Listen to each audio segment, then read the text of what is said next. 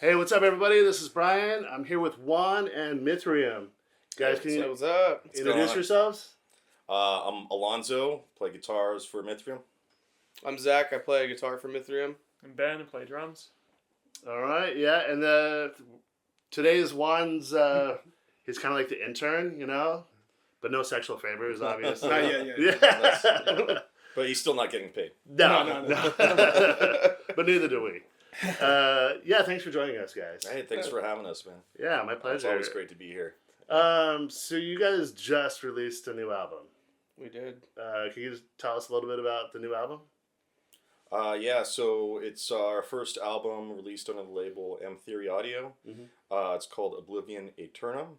It's got, including intros, 10 tracks, right? That's Yeah. the full amount of songs on there, but 8 metal songs, 2 kind of instrumental tracks in between. Yeah, it kind of showcases a split between like melodic black metal and kind of more technical side of death metal influences in there. Thematically, I think this guy is like the lore master. He's able to kind of take the different pieces together of the songs that are related to each other. He's got the look already for lore. Yeah, I know. Yeah, it didn't really necessarily start as like a full story, but as we were like building up, I was like, wait a second, these kind of all fit together thematically with what we wanted to portray. And it was kind of like this descent from humanity into chaos and oblivion, you know, and the Aeternam is like the foreverness of that being that. And it wasn't necessarily written specifically for that. Like, some of the songs we've been playing for a while, and then most of them we wrote for this album. But so putting it all together, it started to kind of take shape of like, well, if you put this one here, it kind of makes sense for the lyrics to go this direction. And then, write the lyrics for the next one. Then it kind of became a, not quite a concept, but kind of a loose theme. More cohesive. Yeah. Yeah, it was pretty vague at first, and then we were just sitting there one day and we're like, yeah, man, that's exactly what it should be. So it's nice how it just fell into place that way. Kind of one of my experiences with you guys is you guys played the Wacken Metal Battle like twice. One time. Was it 2 years in a row? He played it twice. I played it twice in a row, yeah. Yeah. He was in a different band, Fidrate, that also made it to Wacken. Well, we did compete the... Oh, you know what? Yeah, it would have been the one right before the pandemic. Yeah, we did. It was the COVID year. And It was 2020. And, Totally and we forgot won about the, that. like, That was the before days. first, Okay. Yeah. It only made it to like the second Before round. COVID. And then Because I was like a everything judge, shut down. and I was like, "Oh, sweet, you guys made it to the next," and it was just like, Yeah, we made it to like San Diego final, and then it was Oh. that night at midnight that it was like Yeah, like everything's 2 done. hours later. Everything is done for the foreseeable future. But then you guys went on to do it and made it all the way. Yeah, next Yeah. time it was open. And what was that like? What was the experience of like the whole tryouts and going each level? I think we were kind of skeptical after winning it the first, well, not winning, but like winning and then going COVID and then doing it again. We're like, is this really worth our time? You know, do we want to do it? And then we're like, yeah, fuck it, let's do it. Yeah. So we went on and we had to do we didn't just like skip to the national finals. So we had to do every single one. We went to LA to play the Viper Room. How many times? 3 times? I thought it was only twice It for was twice at the Viper Room. West Coast and Nationals. 3 times down here. Yeah. Yeah. Wait, so it was 5 total, right? 5 total, yeah. Yeah. It must have kind of felt like a grind. It kind of was. We couldn't really focus on writing or, just hanging out. It was more like, all right, let's practice this set over and over and over and over again. And was that every week that you guys were playing, like the shows, or No, there was more time in between. Yeah. It was almost usually like a month in between. Okay. But when you get in that mindset of like doing a competition, you can't really stray from that. You have to kind of set yourself up to try and win. There's definitely a lot more pressure at those type of shows than we would joke around like after the whole Wacken ordeal was that we would play a show and be like, oh my God, there's no pressure here. We can just play it and not care that people are there scoring us on every little thing we do, crowd interaction, or like what kind of performance we do. If we're playing perfectly, it's like, you can kind of. I mean, you have to really push it too. Like you have to promote it. Like, you can't be one of those bands that just shows up and plays because you're not going to go. And that's kind of based on your score, too, to go. Yeah. So we definitely, like, when we went to LA, we brought the whole San Diego metal family with us. Mm-hmm. We got an Airbnb that was Kobe Bryant themed, which is really random. But it was fun. Wait, was that before or after he died? That was after had a he helicopter died. in there? Yeah, they had a big mural on the wall, but no helicopter was in the mural. Yeah, that'd probably be in poor taste. But everything was like purple and yellow. They had like a NBA 2K10 like arcade game inside the living room, which was kind of random. It was fun.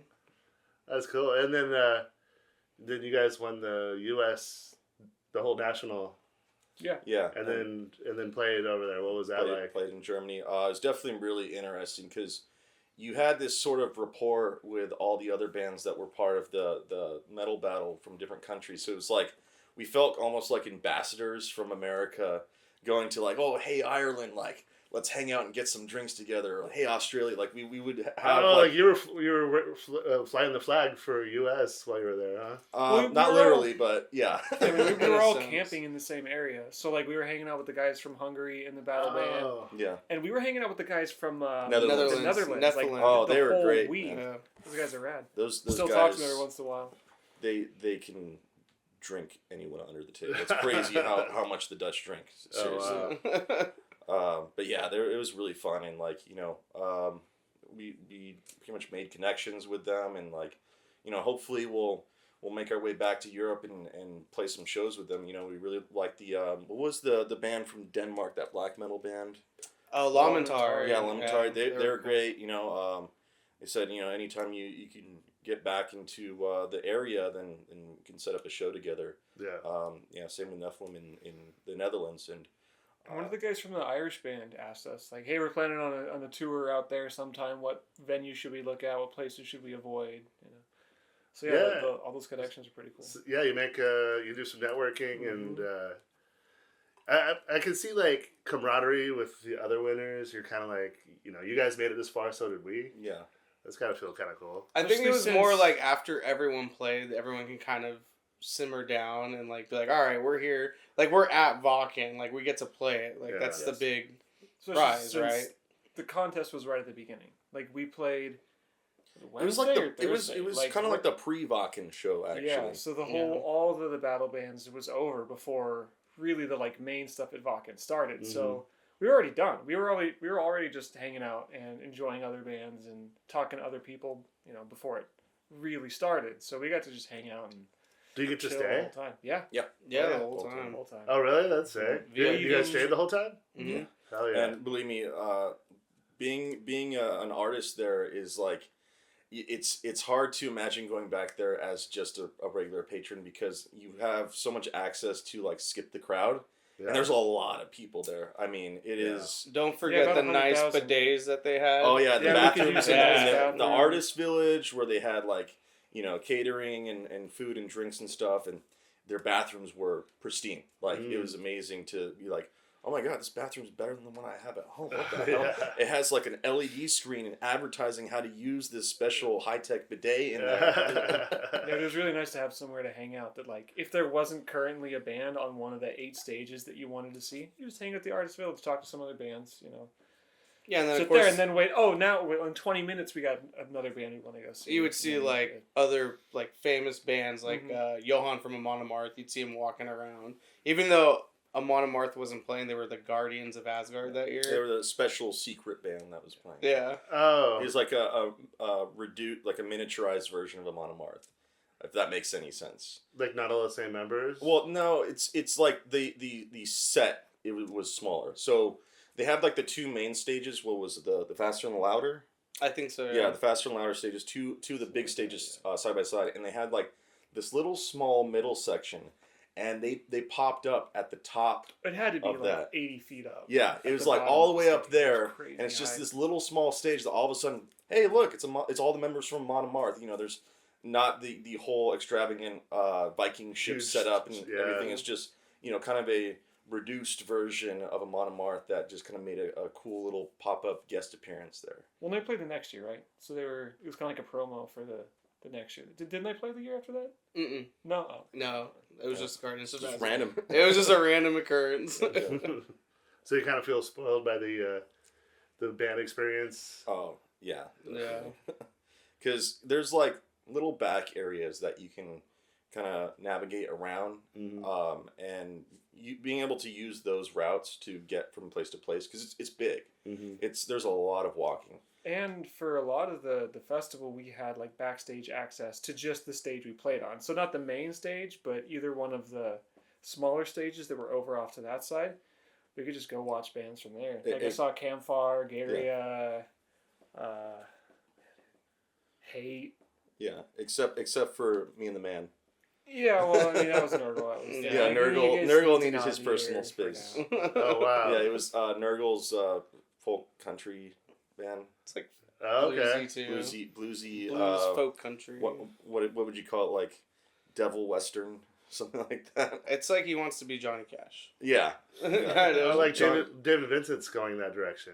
Yeah, anyone with a big flat brimmed hat. Yeah. That aesthetic. Okay. Sweet. And how was the performance like playing? Oh, it was great. Were you super nervous or?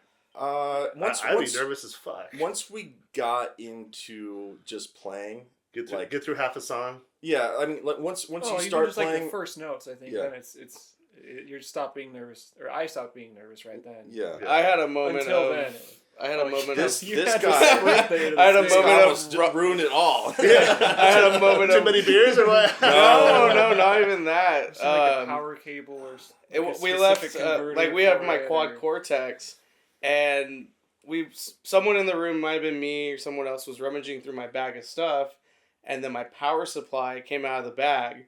So we're setting up on stage. I'm like getting everything ready, and I'm like, oh fuck, where's my power supply for my quad cord? This is like the end all be all, because then they have to go get an amp head, and I've dialed in my quad cortex to work with like any cab there, you know.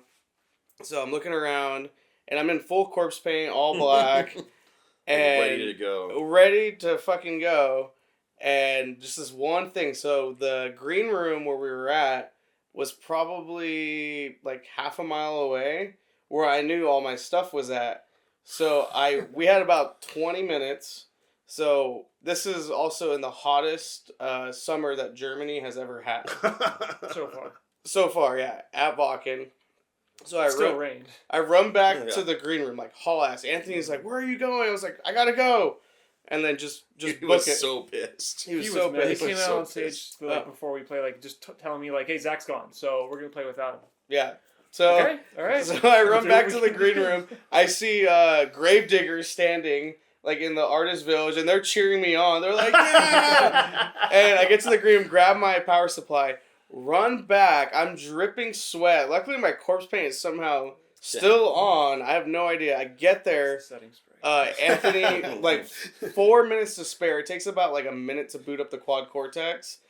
Making sure I'm in tune real quick. The intro's playing as I'm getting everything ready. The guy introduces us, and he's saying these aren't Beach Boys. Yeah, or whatever. He's all, they're from California, but they are no Beach Boys. So like I'm just get done and we go on, and I'm like my heart's racing because I just ran a freaking mile under 20 minutes, you know. And after drinking and other stuff too. And the truth comes out now. Yeah. And I like have like tunnel vision the whole time. I'm just like, oh my God, like I'm here. I'm looking at thousands of people out there. So that was like my rock star moment of Wacken. Yeah. But you got through it, and I got through it, man. Yeah. It was. I felt rough, but listening, like it sounds rough on the actual Wacken recording because they didn't have good setup or whatever. Well, I mean, when you hear back the recorded version, they weren't mixing it for the record. They're mixing it for the 1,200 people there. The board mix wasn't really. Direct soundboard usually doesn't sound great. It's always super dry and just the levels are all off and stuff. I mean, when you get like footage from the audience, it sounds like just super different. Better. Yeah, and like we didn't realize just how much bass there was running through. Like with some of the bands, you stand there and you can feel the bass going through your entire body. Meanwhile, the board mix is like really thin sounding. It's like all DI. I think they were making up for the lack of like enclosure, so like being outdoors, they're just like, all right, throw that all in the mix in the bass. Yeah. That's cool. So back to the album. Yeah. You know, like let us know kind of a little bit more that went into it. Like, did you have any like kind of stuff you're listening to that influenced, or is this something that's been building up? I know the band's been around for a little while. Yeah. Some of the songs were existing stuff that we had been playing for a while, and that we kind of reimagined, re-recorded. This was stuff that was written before they were in the band, but once we started bringing everyone into the fold, the song kind of shifted in a new direction, and you know, there's like new melodies and guitar parts that Zach was adding on to there. So it was like kind of you're taking a very young, primitive version of these older songs and kind of growing them and adding more complexity to the melodies and everything like that. The basis is still there, but it's like you have kind of a more mature version of that. But then you have the new songs, and I would say that it kind of spans across like bands like Flesh God Apocalypse, for example. Dissection, Old Man's Child, definitely Dimmu Borgir. Yeah, a lot of them melodic. Yeah, a lot of people have compared to Dimmu Borgir, but not so symphonic to a level where it's like that's the main like kind of emphasis. Yeah, we were careful when we were recording. We kept saying like all the symphonic bits and the strings and the patches, like it's background. It's just texture. It's not the main.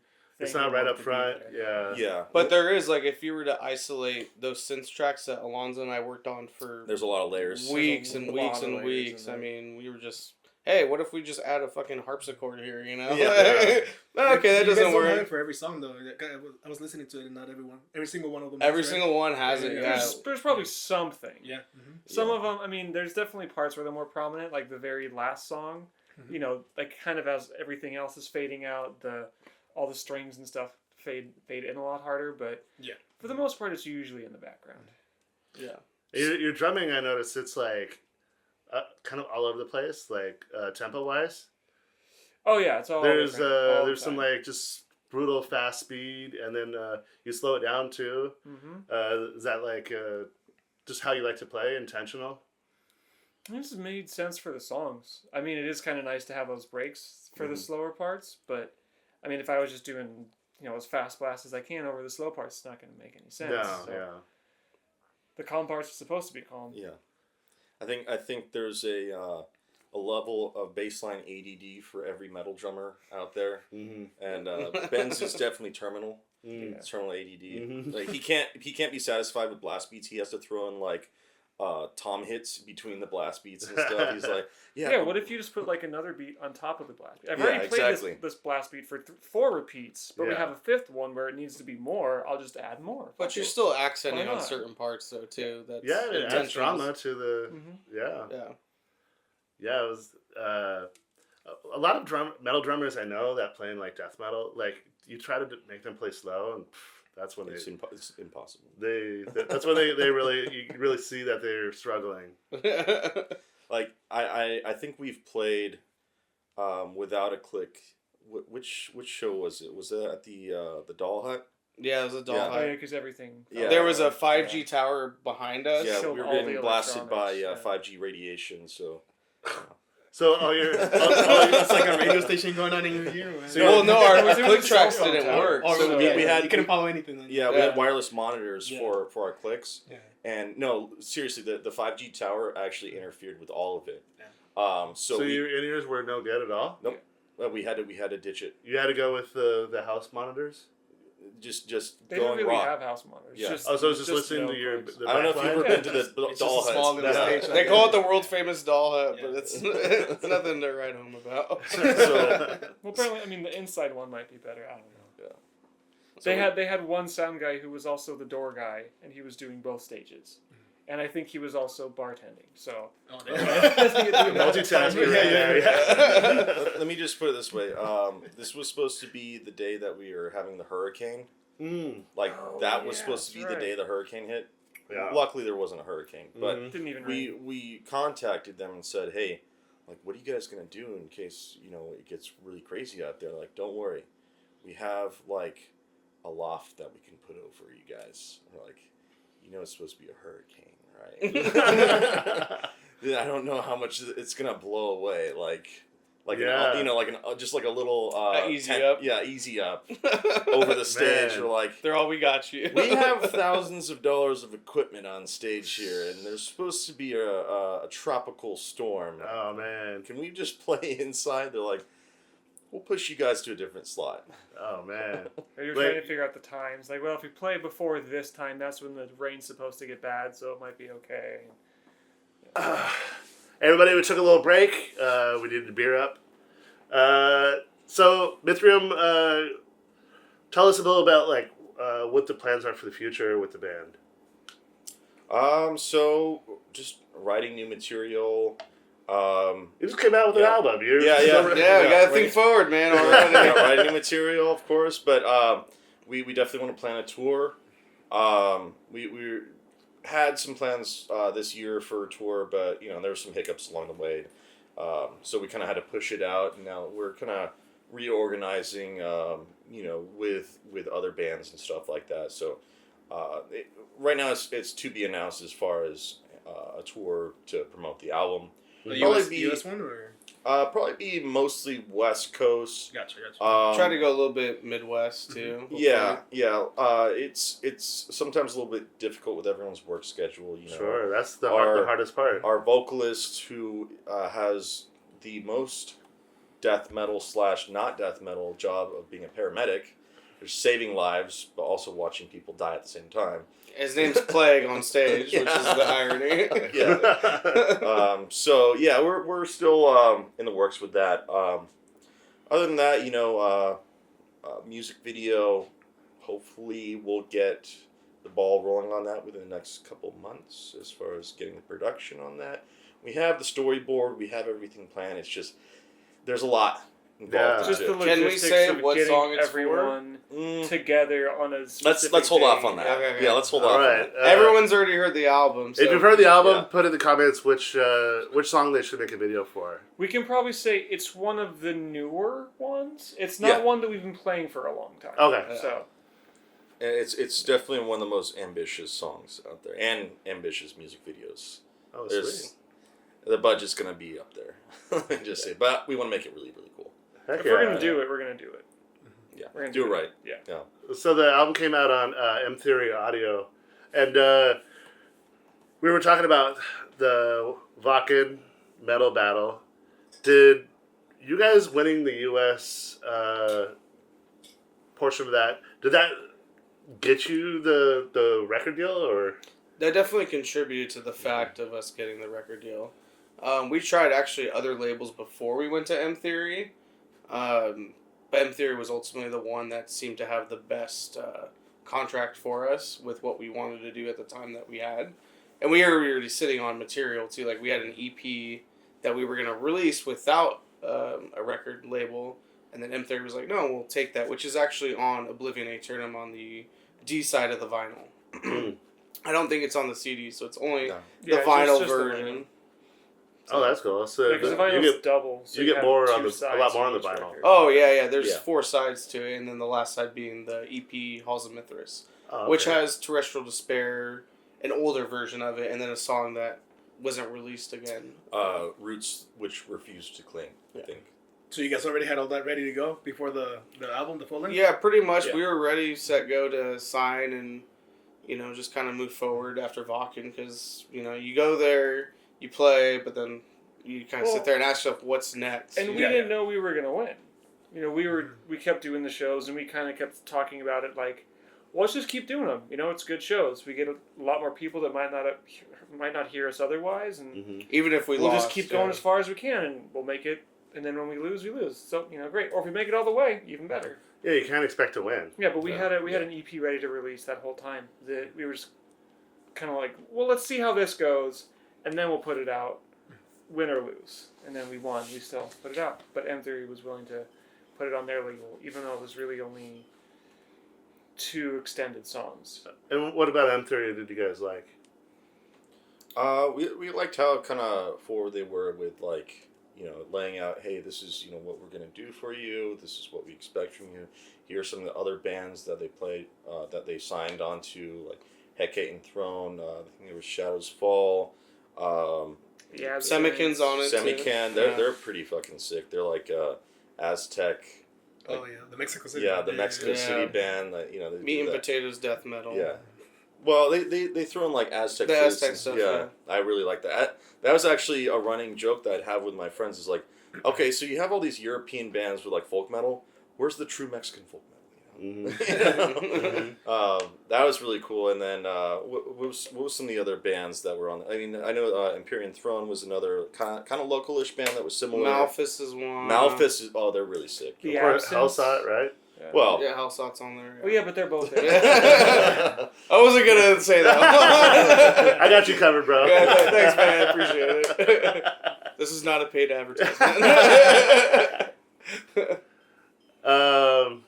Well, when the camera was off, we talked a little bit about some craziness. You guys mentioned there was more craziness at the Wacken. It wasn't at Wacken, it was getting to Wacken. Yeah, what happened there? So we got stuck in Finland, which sounds good at first, but when you realize the circumstances, you're like, oh man, that fucking sucks. And Finland's expensive too. Yeah, so... And it wasn't so much being stuck there as much it was like we had very little time to figure out how we were getting to Germany at all. So being stuck in Finland for a night and then knowing we were going to be able to take, because we lost our flights and then we couldn't get new flights. There were no new flights. Well, let's rewind this. How did we get there in the first place? So Lufthansa dumped like 80,000 flights into Helsinki while we were there, and we didn't get through security. Well, this is when they had protest stuff. But anyways, we actually decided that we had 7-hour layover. Huge layover. So we're like, we're in Helsinki. It's not that big of a place. Let's take the train into town. Let's go to the Riff, which is Children of Bodom's bar. Let's go see it. Yeah. Let's get some food. Go back in.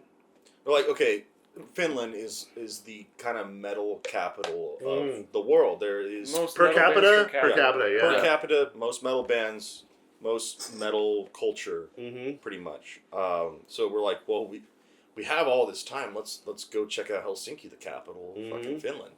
And the train's right there at the airport. So we go and take the train into Helsinki. And, we're going around and we're checking it out. It's really nice. It's all the architecture is really beautiful. The people are really nice. A lot of people speak English there, surprisingly. I think there's more people that spoke English there than Germany.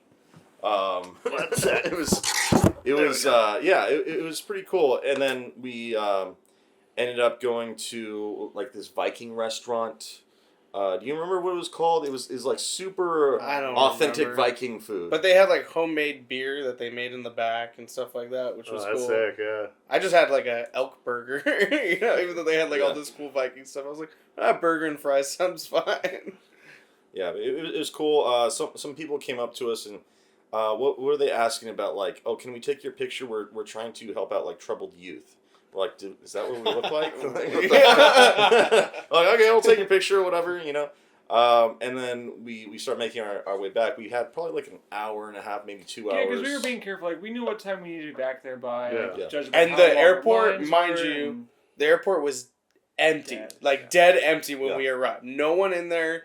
It actually kind of smelled like shit in there, too. So we thought maybe that was the reason there was no one in there. Yeah, that was weird. Yeah. But yeah, we made our... Not as bad as the Berlin airport, but that's a different... But yeah, we made our way back, and as soon as we hit the Helsinki airport, it was absolutely full to the brim. Like 80,000 people. And it wasn't just like, oh, it's really busy. It is the airline that we took, Finnair. All the what was the Lufthansa? There was like protests. So everyone was transferring over to Finnair. There were 80,000 people that got moved to that airport right then, in the time we were gone. Right when we got back.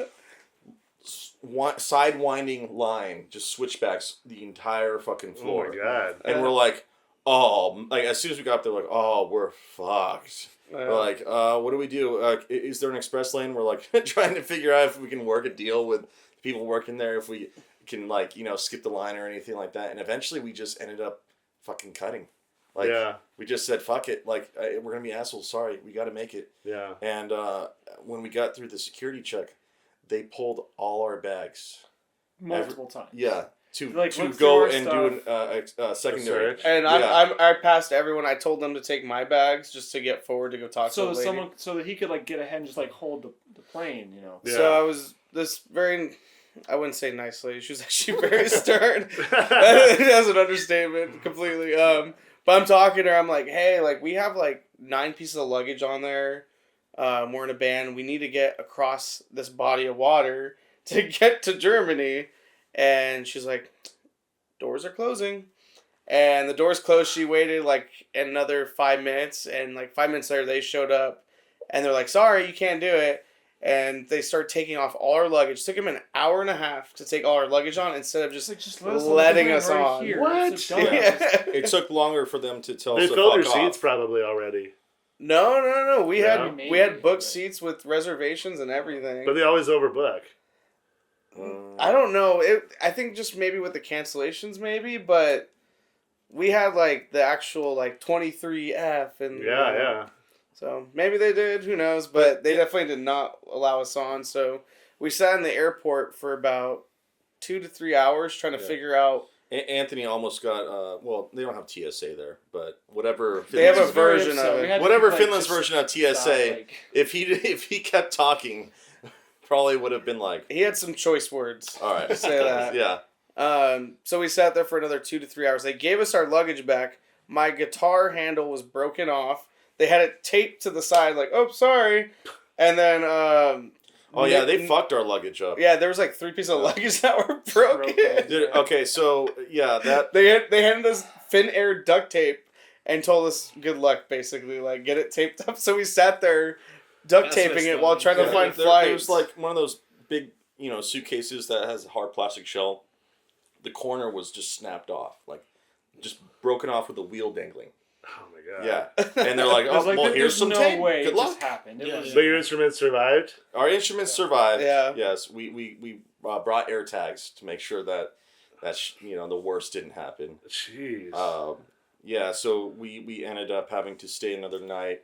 Well, because there were no more flights to Hamburg. Yeah. There just weren't. There were no more flights from Helsinki to Hamburg. We had to buy a whole nother ticket, which ended up being like a few $100s per person.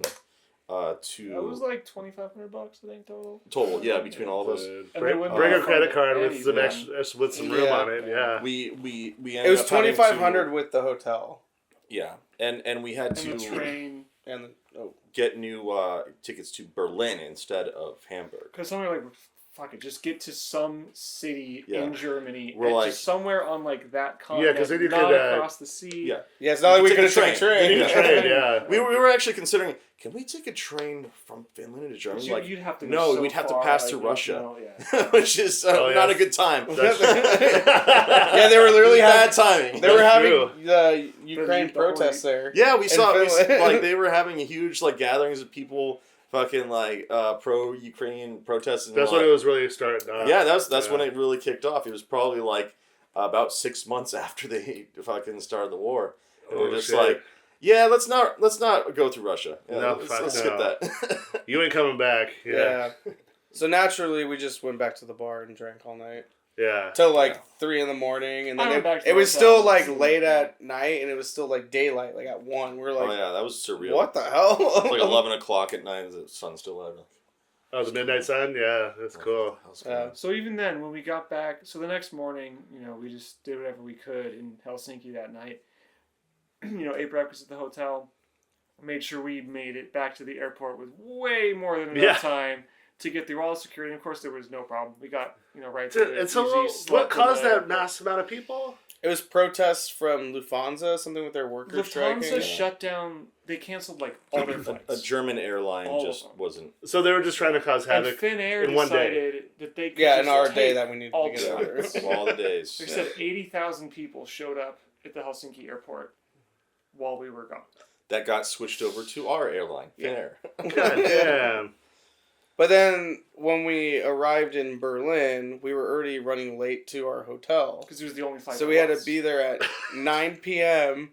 And we still had to take a train to Hamburg from Berlin, which is about 2.5 hours. So you guys didn't even take the train. You took whatever. No, we took a train. Okay, but you took like the fastest thing you could possibly take so that you could get to the hotel and we'd still be able to sleep there that night. Well, no, we took a Uber to the train, a train then to Hamburg, you didn't and wait then for the luggage. And then you guys just went. We took you guys stayed with the luggage, and then Nick and I we took the Uber train Uber. And then I told the guy, I gave him an extra like $10, like tipped him. Just get us there. I was like, get us there as fast as you can. And he hopped on the Autobahn and we were doing like 120. Hell yeah. And I was like, that's fucking cool. Then me and Alonzo and Anthony ended up carrying everyone's luggage. So all the guitars, all the instruments, we were stuck at the airport for like an extra hour because we were there waiting at the the luggage corral. Yeah. Nothing was coming out. And we were like, what the fuck?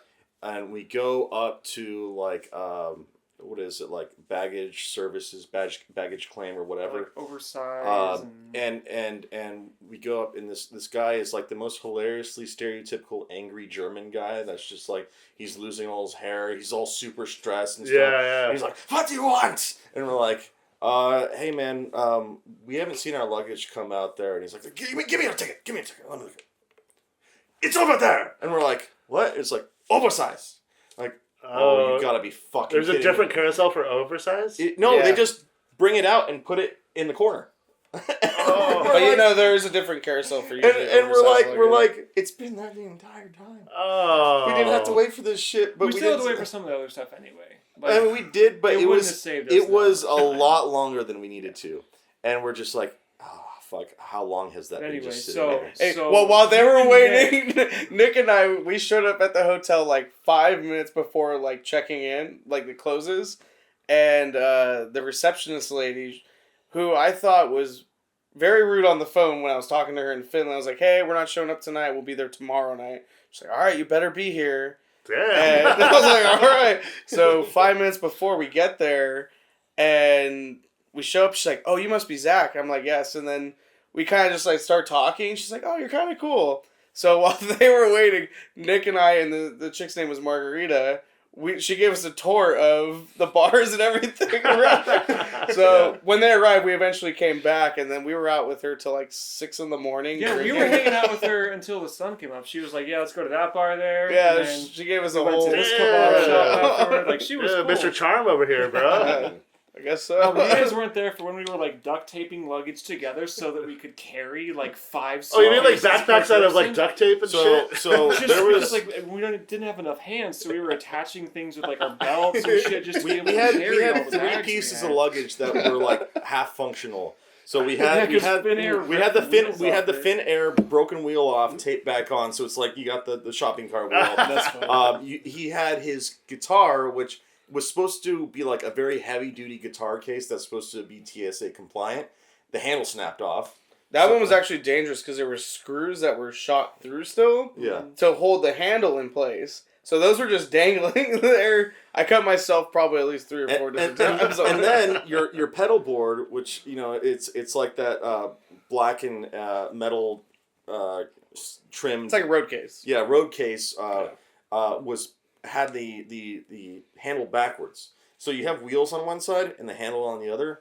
And the lid was put on backwards. So the handle was on the same side as the wheels. So I didn't have a handle on the other side to fucking carry it. So I had to like jerry rig all this stuff, like put belts around it and tie shirts together so I can actually hold on to these all this shit. The Berlin train station is crazy huge. There's like 7, 8 floors of it. And we were on like the bottom floor. Like we had to carry all this shit up 6. People felt bad for us. They were helping us bring all their stuff on board. I'm just like, what is my life right now? And they're just like, hey, here, let me help you. Nick and I barely made that train. Like when we first got there, like we showed up, like we're not carrying any luggage. We're running downstairs. We can't figure out where the hell we're going.